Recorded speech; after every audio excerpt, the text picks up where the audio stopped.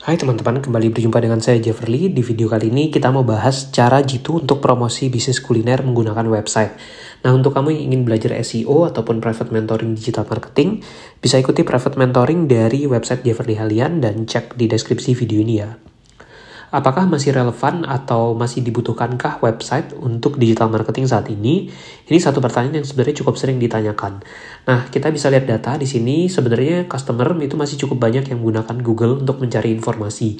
Sebagai contoh ini keyword-keyword seperti restoran Jakarta. Ternyata pencariannya masih cukup lumayan ya, dalam satu bulan itu lebih dari 5.000 pencarian.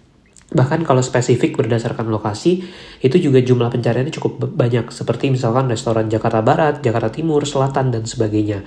Nah, bahkan beberapa brand itu juga masih konsisten menggunakan website untuk mendukung publikasi bisnis dan produk mereka.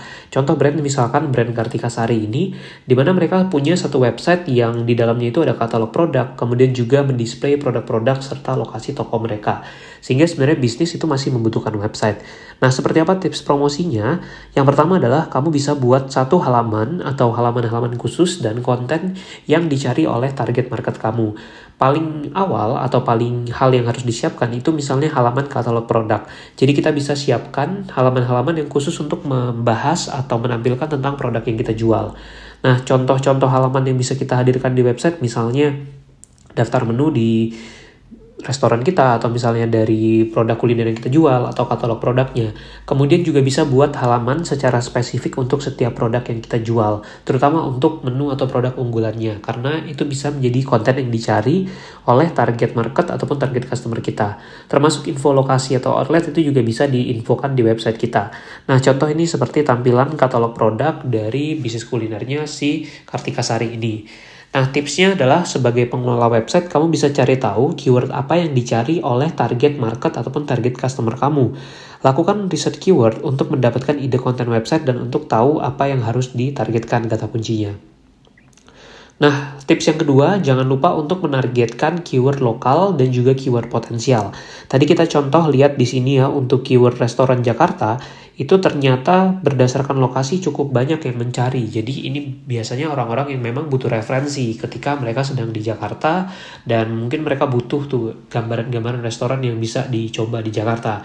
Nah, contoh di sini keyword lain, misalnya kalau kita melakukan riset keyword untuk restoran steak, itu terlihat ya, keyword yang banyak digunakan itu adalah restoran steak terdekat, kemudian ada juga berdasarkan lokasi atau kota tertentu.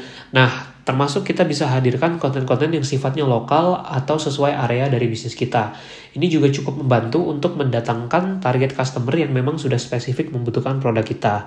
Kalau butuh panduan atau step by step untuk melakukan riset keyword, kamu bisa tonton 2 video ini, linknya sudah saya share di deskripsi ya. Tips yang ketiga tentu saja adalah membuat konten dan mengoptimalkan SEO. Tujuannya adalah supaya ketika user mencari keyword tertentu yang relevan dengan bisnis kita, itu bisnis kita atau website kita akan masuk di ranking yang atas di pencarian Google, sehingga lebih mudah untuk ditemukan oleh target market ataupun target customer kita. Nah, bagaimana cara mengoptimalkan SEO untuk brand e-commerce ataupun untuk website bisnis, kamu bisa pelajari di video yang spesifik saya bahas tentang step by step SEO-nya. Atau kamu juga bisa cek playlist panduan SEO yang ada di channel YouTube Jefferly Halian. Di situ ada banyak video tutorial SEO yang bisa kamu pelajari dan jadikan referensi untuk bisnisnya kamu. Semoga bermanfaat dan jangan lupa untuk subscribe ya.